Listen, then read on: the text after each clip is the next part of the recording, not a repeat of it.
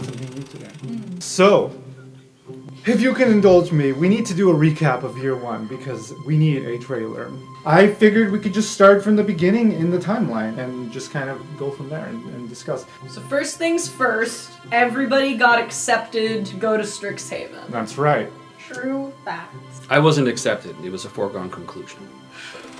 Arc 1 is Welcome to Strixhaven. It is episodes 1 through 7. Okay. And what this covers is the arrival at Strixhaven campus. The first few classes, we introduce all the professors that are relevant, right up until your job interviews, and that's the first arc. So it feels like the important thing we get from there is the introduction of important NPCs. And the first day of class, we did fight the empty chest in the dorm tower. Yes. That's right, that's where we got our name from, almost. Almost. We weren't quite the F squad yet, but there was that thing. I feel like Griff, for the most part in that arc, was very standoffish towards everyone. Like, everybody.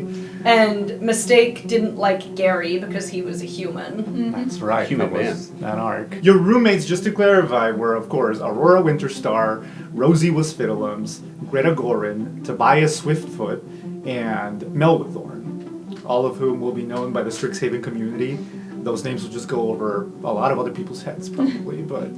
Is Toby, he wasn't No. Toby was not. That was actually... It's You're a right. homebrew. You're right. Toby was a original creation. Yeah. But he was. Well, I don't know that. Out of all of our tower mates, the one that we ended up trusting the most was the one that we probably should have trusted the least. Toby. Well, yes, all of I like how you pointed Alex. Like, one of Alex's One of Alex's many characters. yes. And then for that arc, I think for student NPCs, the only other particularly significant one was Rampart. We meet Rampart. We meet Lorene as well. Oh, that's right, Lorene. Yeah, we also did meet Quintilius because he was. Yeah, he was drama society. Yeah. He was like not at all significant in year one. No, That changes! Don't tell him that. Spoilers! You will break his heart. Well, he was enforcedly not significant in year one because Cosmo Yeah. let him into the play. It's a hero backstory. Spoilers, she says. I think it's fair to say that there are several NPCs that become relevant in year 2 that were not as relevant in year 1, / didn't exist in year 1, really, or hadn't been introduced yet. This might be moving us into arc 2, Yep. so anything else we want to cover on arc 1? I think the only thing I want to cover is that everybody got their job in Arc 1. Yep. Mistake began working at the Biblioplex. Kos got a job at SPAS, the Strixhaven Performing Arts Society, as a stagehand originally, but now sort of a jack of all trades. Garrett Grigg, of course, the chef at the Bosun Tavern, and our beloved Leonin, Griffin Burninghammer. He wasn't beloved. He was not beloved in Arc 1, though. That's true. The one, I think, significant staff NPC thing is that Professor Mirsha Galvan sponsored Mistake to come to the school. That's right. That's after right. she stole one of his books. Yep. After he killed someone. Well, way after that. It's a long time after technically that. true. Yeah. It's technically true. It's not a spoiler because we're assuming you've listened to year 1 by the time you're hearing this. If you were listening to this, Technically, this is also for people who haven't listened to year 1. That's true. We'll get to that. You shouldn't do We will shit. get to the murder. so we're moving into arc 2. We're moving into Arc 2. Arc 2 is the F Squad. That's really where the group becomes a squad, and that's episodes 8 through 13. Beginning with the Tavern Brawl, which is where you guys come up with the name. The F Squad. Yeah. It's because previously we fought a chest, and then we fought a rug, and then we were just like... We're just And a like, broom. And yeah, a and broom. a broom. For the record, F Squad stands for Furniture Fighters, or there are also like 6 other words. The Fuck 'em Up Squad. Furniture Fighting Freshmen. 5 famous furniture fighting former freshman friends. Yep. Fuck. It begins at the Tavern Brawl. We meet Dapplewing. Well, we've met Dapplewing before in scenes where she gave speeches, but this is the first time Dapplewing interacts with the party, and it's a big deal because she hated you guys, and you guys hated her. / maybe still do a little bit, but that relationship did not start off well. We also meet our lovable vampire this episode, but through a flashback. Dean Julian Valentin. Oh my god. Yeah, I do think this was the introduction of Amber. Yeah, that moves us up to... I love him. Does arc 2 get into where Gary is basically catfishing Rampart accidentally? It does. Heck yeah! That moves us up to the first exam, which is where the catfishing began. Oh, that's right, because of the books. So, in Gary's defense, Rampart took all the books that Gary needed from the library. Rampart did not need them. He just took them to make it so Gary couldn't have them. So Gary, being the smart boy that he is, used a disguised self potion to make him look like somebody else, then befriended Rampart. However, Rampart may have seen it as more than friendship. Whoopsies. Speaking of Rampart not liking people, this arc also contains the heist at Captain Dapplewing's Manor, which is where you all got into a scuffle with their boy Rampart. And we wiped his memories! Yeah, we did try very hard to not get in a fight with him. You got in through the basement door, one of you lockpicked. Yeah, the whole time, Mistake doesn't want to hold true to the stereotype that tieflings are thieflings. I love that. So she was trying very hard to act like she's never done this before, and that she's not good at breaking and entering, and that she's never picked a lock before. But then when Gary tried to pick the lock and the lockpick just broke inside the lock and we don't know how to get in, Mistake's just like, fine, fuck it. The heist was chaotic, is how I would describe it. Yeah. We did our best. Yeah, it turns out if you give a low-level party access to a legendary magical sovereign glue item, then we do some weird shit. It's wacky. One of my favorite items. That is my bad.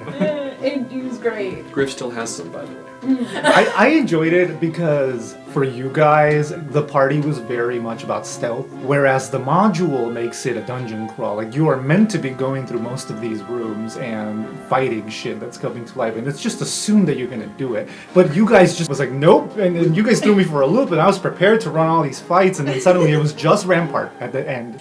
So we were there to steal the book that we thought a dean was trapped inside of. And he was! And He he was was. trapped inside of It was a it. rescue mission. And we were so worried about getting caught. We knew there were going to be alarms that went off, like as soon as Rampart woke up. So we did not do anything with this book. We Nothing. immediately gave it to a monkey.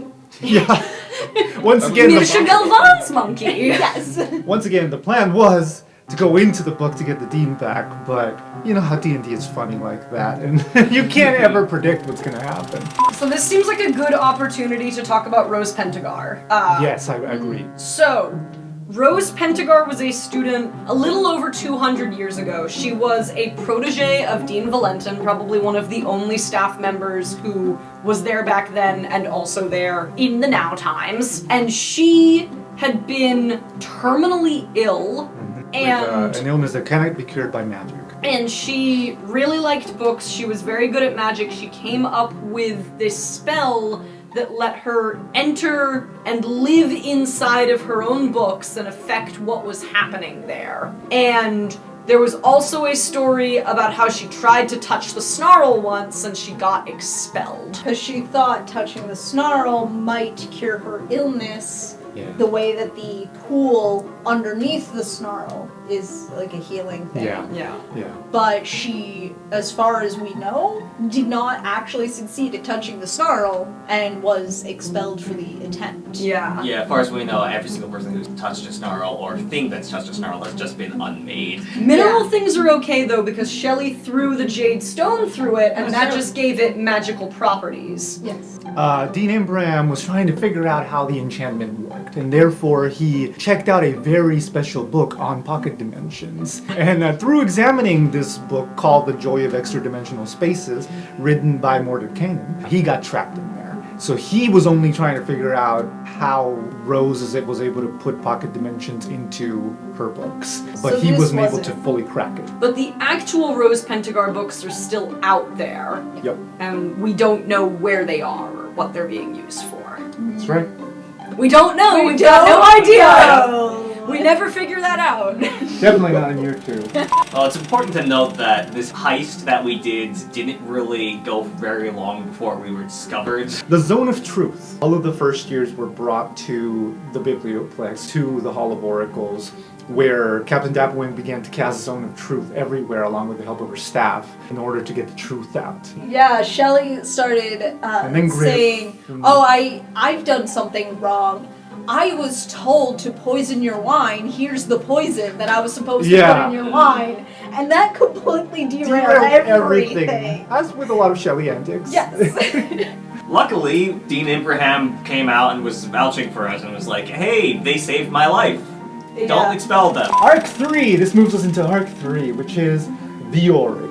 Episode 14 all the way through episode 20. The most immediate thing that happens in this arc is Cos receives the same letter that Shelley got from someone called M. That's right, because you were doing some stuff off screen with Amelia about that one. You and Amelia, or rather Cos and Shelley, received letters off screen, and that was sort of the point, was to get some secrecy going with the group, mess with you guys a little, in which you both were asked to do the same thing. Shelley was the first. Shelley. Shelley was the first.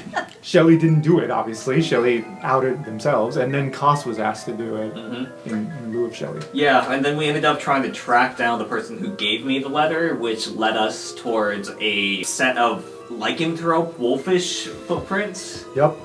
Which were in Rose Pentagar's old treehouse. It is also where Dean Julian Valentin makes a comeback and kind of stays for a while. Because before that, he was just here and there. He was very dramatic. He very quickly becomes our favorite. He was always my favorite. Well, yes. We know. Yeah. For the longest time, I thought the vial from M... Are you familiar with Dial M for Murder? I thought it was Vial M for Murder. And I was like, that is fucking great. Except it's not for murder, it's for sleepy time. Which is kind of like a death. I thought that was an orgasm. That's a little death. Yep. This leads us into one of my favorites. Moving on.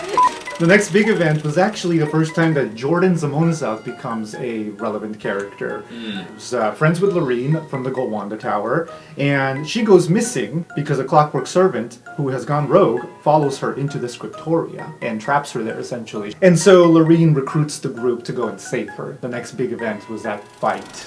This leads us into one of my favorite episodes I cover, The Night of the Goblins. Please, take it away. Tell me everything. There isn't much to tell. You, Alex. Me? What did I do? Tell me what I did. You know that I react in certain ways, and you wanted to take something from Griff to really roll everybody into your chaos. But I will just tell the story. Gary blew up a statue, melted a statue from the goblins. The goblins also thought he blew it up. He was Everybody very gets it annoyed wrong about and it's that. great. And Melted. they wanted their pound of flesh. It just so what? Gold. They wanted their pound of gold. Well, he didn't have the gold, so they were gonna settle for flesh. But, the problem is that the goblins did that in Griff's house on Griff's time. They pressed the issue, and then Gary threw something. Gary did start it, it's true. Yes, And they threatened Minnie. you, Goblins DM, decided to take something from Tyler Griff. They wanted money. They were there for money. So they tried to take your family ring. I was gonna get there. And that was... Yeah, and you broke his finger in the process. Also Tyler's finger. It hurt. Alex broke Tyler's It finger. hurt really bad. And that's why Tyler just had to kill a dude. Yeah, just listen for the moment that it snaps on the podcast. I realized that there was no other choice. You took something, you hurt me, you broke in here, fuck you. You gotta go. Yeah, I appreciate it. Thank you. You're welcome. What Tyler's alluding to is the fact that he murdered these goblins. Yeah. Two of them. Yeah. But we brought them back in the same episode. It's okay. And that's where Griff got reverence for Valentin. And Yes, because... We brought them to Valentin to have them brought back to life. That's right. One of them turned into a vampire. Yes. As a side effect, yes. Yeah, That's right. well, we didn't know that yet. That's what happens when you get brought back by a vampire sometimes. That's what happens when you mess with the squad, bruh. The next in the timeline is the Owlbear Rampage. Another one of my favorites. Rampage. That's Rampage. great. Rampage. Rampage! That's when Rampart finally finds out that Gary is Garth, That is right. the person that he was pretending to be, Yeah. and gets real pissed. Listen, there was a lot of drama going on in that episode, but the most important part is that Cos was working on a play this entire time, and the Owlbear Rampage interrupted practice. Cos was very heated. Cos was very stressed trying to run a play. Fun fact about Kasu's role as a producer in a play, this coincides very nicely with the start of me doing similar things in real life. Outside of the party storyline, what had actually happened was that a stampede of owlbears barged in through Silver Quill, through Central Campus. The students were rushed down to the tunnels, which only Griff knew because Griff was a janitor. He led people down to the tunnels where a lot of people were being sent because the staff was taking care of the rampage. The staff? Because this Speaking of. rampage was in fact just a distraction, as the Auric were truly after a mage hunter cocoon that was gestating in the detention bog. That's right. Close out that arc. It's the battle in the bog. We meet a second lovable group of characters. 5 staff, Yeah. quote-unquote members, 4 staff staff. members, and an assassin. Yep. An assassin that was hired by the Auric. And then betrayed the Auric, yeah. We meet the substitute teacher Shmuel. The full-time, part-time substitute teacher, Shmuel. Shmuel, the satyr. We meet clockwork servant RC, which stands for? Archivist unit retrofitted for combat, engineering, and entertainment. Thank you for that. Then we have Lorehold librarian Kadrin, Who was legit just created so that I could date Valentin. so that you can flirt with the only other vampire aside from Aurora in the campaign. We'll get to Aurora in a second. Got a monopoly on the vampires very quickly. Yep. And then of course Dragonsguard Philomi. The reason she's at the school is because she's a test subject. She is dimension locked. Her planar lock cannot teleport in any fashion. Now these staff members do continue to stay relevant in the story. This wasn't just a one-off. And so that brings us into Arc 4, Trading Punches, beginning with episode 21 all the way to episode 27. And Arc 4, funnily enough, begins with the art of dating. Yay! It's my favorite season 1 episode. Yep, it was all about Sorry, Tyler. dating. Oh, you're fine. Mine It's was because you murder. weren't there, so. Yeah, Griff was not there. I had mine. Mine was killing. It was where Shelley established that they were dating neither Toby nor Xanther. But also kind of both of Kind them. of matter of fact, it was kind of like, what is dating? Yeah, exactly. And of course, it is the episode where Garrett Grigg infamously landed a date with the hot vampire. I think there was a general vibe at the time of, oh, okay, him. Okay, cool. Aurora was flirting with everybody, including Gary. And Gary took that to mean, oh, she's interested. One could say Gary was the only one who made a move out of a lot of you, and anybody else could have dated her Very first. no But, love. but we had a lot of fun with Cost and Mistake playing Cupid Yep. for Gary that episode. That was cute. It's too bad none of that happens in season 2. No dating in season 2. Not Nope. at all. Nobody dates. No. Love is dead, you guys, in season 2. Yeah, we decided that all dating has to be plot relevant, and so therefore we aren't dating anymore. Yep, all of us in real life too hate dating. Yep. That leads us to the Gala arc. The Gala took place over the course of at least 3 episodes. We met the entire Burning Hammer family, or the most prevalent members of the Burning Hammer family, including Bjorn Burninghammer himself. He'd only had one scene in the first episode. Yeah, and it was mostly to introduce Griff. Bjorn didn't even have a first name before the gala. He was right. just Griff's dad. That's right. I was inspired by Tyler's backstory, where there's a lot of Nordic influence, flavor there. I took a bunch of the names from these historical Vikings for the Burning Hammer family because I thought it was fun. And Bjorn was one of my favorites, so Bjorn became your father. Was Siggy the child who was really into bugs? Yeah. She's the most important Burning Hammer to me, sorry, Yes. Griff. And also, I get it. Love her. of note, prior to this point, there had been a lot of hinting about Griff's estranged uncle Osric, who is sort of the black sheep of the family. We were told by Professor Galvan to stay away from him. We know that he was kind of expelled from Strixhaven. I believe at this point we also know that Osric was implicated in the murder of Rampart's parents. Which was at Right. the opera, which makes Rampart Batman. Yeah. You also learned about the Collector the same episode because the Collector was rumored to be making an appearance at the Gala. Now, who is the Collector? The werewolf. The werewolf. He is a debt collector, and when people can't pay their debts, he collects the people. Yeah, fun. Yeah. It's a necessary job. Yeah. After some political intrigue and some rousing speeches from the Those were squad, beautiful. Yeah, it's important to note that Mistake established a scholarship funded by the Burninghammers. and Bjorn Burninghammer could do jack shit about it in front of all those people, but nod and smile and agree. That was the plan. Yep. But furthermore, you also met Uncle Osric that night. Not just Uncle Osric, we met the Collector also. And Yes. the Unseen. And then we were finding out that allegations of Uncle Oz's involvement might have been false, and it might have actually been Bjorn. Uncle Oz does tell Griff that episode, I didn't kill Rampart's parents, your father did. Is there really about the eye too? Yes. Yeah. Osric lost his eye, and Bjorn is using it to hex him, because Bjorn still has his eye. And then the Collector attacked. Yep. And then the Collector attacked, you managed to stop him. And who was he? We did the Scooby-Doo unmasking of the Collector. And I would have gotten away with it too. And it was Hugo Arneza who was there at the party with his daughter Lorene. And up until then, I was trying to shape them up to be the people who were going to be collected, but we were way more focused on breaking up Griff's cousin Jarek and his wife Rita, who's very unhappy and had an unwanted pregnancy. And Although we never said that explicitly in the story. We never did, but I like it that way. Nobody pried into it. Yeah, but, you no, know. that's We tried. She was very adamant about my refusing business. it. And it was like, oh, okay. Cool. We're All too right. polite for this. Yeah. But she did ask for help to get away, and Griff pulled some plugs and managed to get them right through Strings. Strings. Sorry. I don't know expression. All I'm not a the silver water quill. went out of the bathtub. Like, that's Along why with that Garrett. lake is empty now. There's a reason why I didn't play any silver quills in year one. I'm not good for Oh, I love you.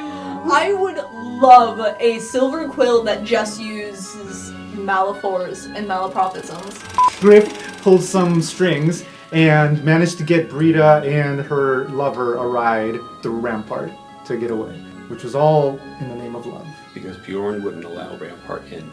That's right. Tried to put Rampart on the guest list and Bjorn said nope. And this was the start of Dapplewing starting to actually respect us, for that matter, because Yeah. Dapplewing was Yes. here at this, and we saved the entire party from the Collector, including her. After the Collector put them to sleep. Yeah. And Koss changed themselves to Oh, yep. look like Yes. Dapplewing when talking with the press afterward to give Dapplewing some clap. good press.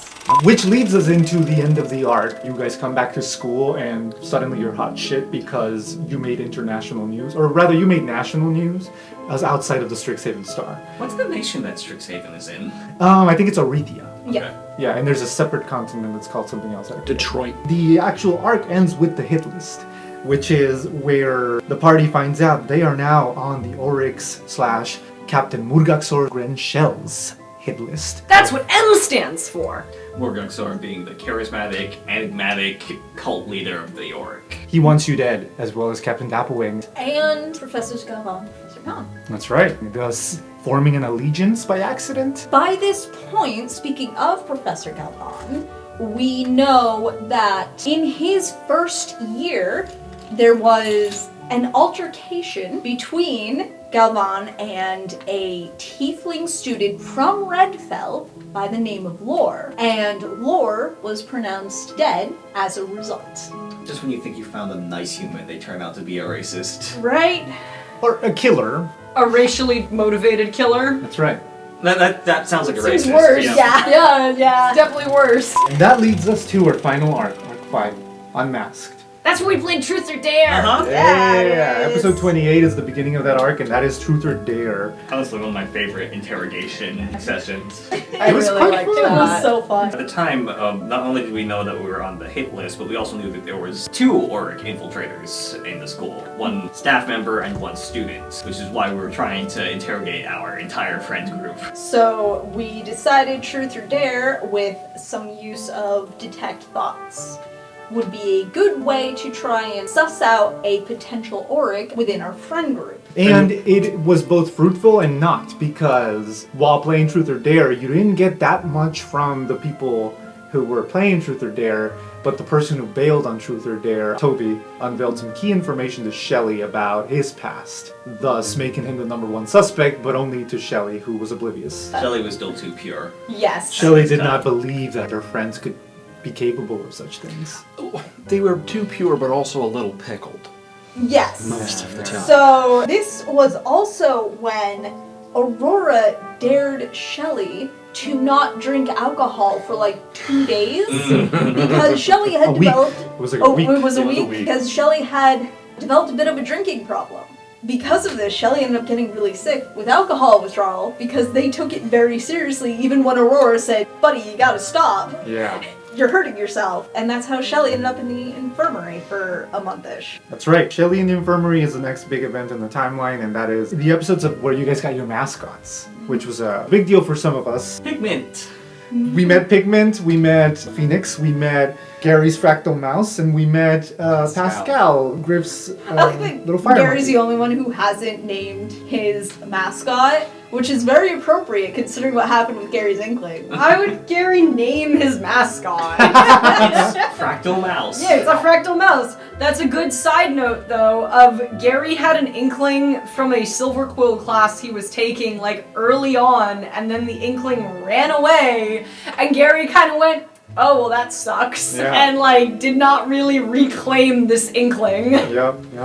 It was actually this episode where Shelley found the Inkling. It had attached itself to the house cat. It's also in this arc where Mistake and Jordan have a bit of a connection when they discuss the owlbears and how she's been studying them and realizes they were dead the whole time Yeah, through some math. which means if the owlbears were dead the whole time, that means they were corrupted with Eldritch Bomb post-mortem, That's right. implying Eldritch Bomb cannot corrupt living beings, which was important information. And then, of course, the living room. Another one of my favorite episodes. It is the episode where finally shit goes down. The Auric enact their grand final plan for the end of the year, which is assassinate Captain Dapplewing, maybe assassinate the F Squad. Toby was outed in this episode. Mistake/Rin had this brilliant plan to distract everyone and give reason to potentially snoop through people's rooms to figure out who the Auric is. But Rin didn't know that this was the day of the attack, so that whole thing just seems super fucking awkward in context. I loved it. It gave me an excuse to like wait for the right moment to make it happen, and everybody was in the same room at the same time. So a thing that was important for the living room fight was that Gary had been spending time this whole second half of the year developing an antidote to the Eldritch Balm, which involved a lot of like silly things of him like walking around with it and stuff, but we ended up with these like multiple turkey basters full of Eldritch Balm neutralizer, which the F Squad were then able to use to get the furniture to stop being sentient. Everyone but Toby. I remember Griff being really mad about that. Yeah, Toby... Kind of just cowered that night. Yeah, so we tried very hard to get Toby kind of on our side by just talking to him and reasoning with him, but he was too much of a coward and just, well, coward. His ultimate response was, my family has been removed from our homes, forced out of our homes, and the only help I've been given is through these people, the Auric. And they're the only ones who have lent a hand to my family. And they tell me that if Captain Dapplewing dies, then we can go back to living in the Black Moors. So that's what he's there to do. And so he's there to distract you guys while the staff Auric killed Captain Dapplewing that morning. Furthermore, we had also learned that the Auric would take care of loose ends by wiping people's memories. They used a potion to wipe Shelley's dad's memory whenever they tried to mess with him. Actually, I believe that was the only one so far, but then... Well, we were starting to Greta. notice Greta Oh, yeah, that's right. forgetting stuff. We didn't realize that it was an Auric thing initially, but we certainly knew Greta was struggling. So, the living room came to life and tried to kill all of you, Uh-huh. but you guys slayed. Yeah, it's still in our name. We fight furniture. Yep. Yep. Including a toilet. That was It was That- hysterical. That ate part of Griff's mullet. Yeah. It was a toilet, a piano, The a couple of piano armchairs. ate some of Costa's score. Yeah, because it got set on fire Uh-huh. and the score was on it. The candelabra, which didn't even take a turn because Mistake killed it with one fucking arrow. 我是他的分享生。 That's right. You all broke out of your tower and managed to stop the assassination. And when you unmasked the Auric, it turned out to be... Dean Cayenne. I feel like we missed the very important detail of how we defeated Dean Cayenne. Bad joke. Yep, it was by far the shortest combat I've ever run in my DMing career, and... Some of my favorite parts of this, we had a sending stone between us and Dapplewing. So we sent her a message before we even left Crop Tower to tell her to get out of her house because you're gonna die. We run over there having to like bob and weave through all these crowds, like you had us do all these checks just to see if we could like stay on our feet while pushing through all these people. And by the time we finally get to the manor, Dapplewing's just Jay chilling in her home. Daps, what you doing? I think her sending stone was on vibrates. Yes. And on a Yeah. pillow somewhere. Yeah, she just didn't hear. She was having her morning tea. Oh You no, can't she be was bothered. in the bath. We haven't talked about the fact that Dapplewing is like getting sick. Oh, yeah, She's we getting have sick. Yeah, she keeps Yeah. getting bloody noses. And I She's- think that's all we know at that point. Yeah. Now, It certainly seems concerning. Cost knows. yeah, that's true. Cost did have a chat with Dapplewing. So, we save her life now, but then she's still getting sick with this Yeah. disease that it seems like the entirety of her family has. She even named her family, they were the Charmings, and most of them get sick and don't make it to middle age. That's a sad note. But hey, we found Dean Cayenne. We did know that she was Cayenne at this point. We had suspicions through other Toby. things when we were trying to figure stuff out. Mistake's Toby- earring. Yeah, so Mistake's earring, Toby was able to confirm, and Dean Cayenne was the only staff member that pieced out instead of talking to Dapplewing when Dapplewing was looking for people. So we knew it was her by this point, but she's still there with her mask and all of that, and she got brought down by a joke. By Tasha's hideous laughter. And, 4 failed saves in a row. Yeah, that was brutal. But by the time she had an action, we had already, surrounded her, tied her up, and readied a bunch of attacks, and it was just like, okay, fight's over. Yeah. Yeah, it all ended so abruptly. It didn't even start. It was wonderful. So yeah, overall a successful mission. The only thing that went wrong was that afterwards, when we went back to the tower, we found out that Toby had wiped his own memory. Out of cowardice. And then Dapplewing asked Shelley, who, was basically in a relationship with Toby, what they wanted to do about Toby. And Shelley's decision was to let Toby just retake year 1 like nothing had happened. Yeah, and Dapplewing felt enough pity for the poor rabbit folk, Erringon, to allow that. Takes us to the last episode. That takes us to the last episode is the end of the year. We finally put on the play. The introduction of Lilith. Mm-hmm. The production of Lilith, and you choose your colleges. And Gary got broken up with. Oh, Gary got right. broken Yeah. Why? Because he cooked too much and he wanted to take care of her. He pampered Aurora too much. She wanted more of a fighter.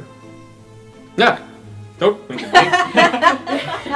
Somebody big and strong You with know damage spells. Maybe somebody in the Iron Lifter Society or something. Yeah. you know a guy? One thing we didn't mention was that at the end of the year we learned that Professor Galvan actually didn't kill Lore.